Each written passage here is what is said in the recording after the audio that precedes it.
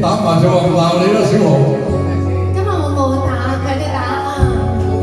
話唔係喎，屌你老母你同我講又話喂，屌你老母你個前面，屌你老母點解我出嚟？屌你老母冇呢個。你想講我心口，喜與無端早就是否女人責任要管家？家中功夫懶做太過差，我口乾睇下個茶壺，完全係未有茶。三更權因我實要打啦。哦，打咗8圈你仲要打？未曾試過半鋪我實要打定啦。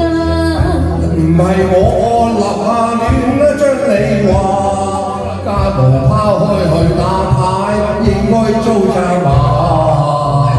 唔放棄讓你將我忘，我難做要我受氣聽你話。好啊，你能讓我唔受氣點卡？你這亂世咁説話，我也是打多8圈㗎。你若再沉迷落去，家務我完全唔願講。點想沉迷落去，只係大眾娛樂下，又唔係當金嘛？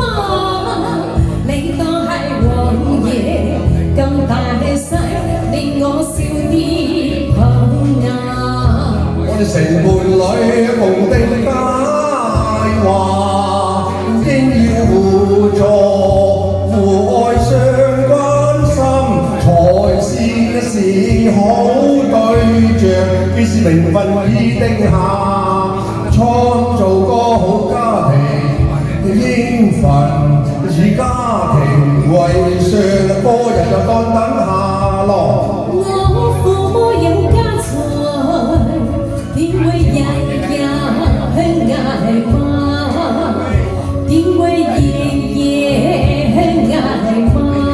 你人緣顧家，自有人話。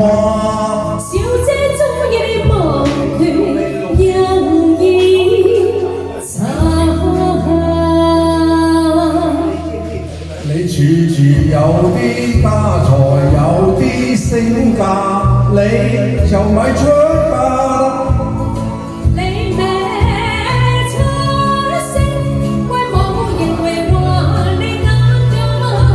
你與更相比，我係天咖，我係財主嚟噃，我怕天寒暑和。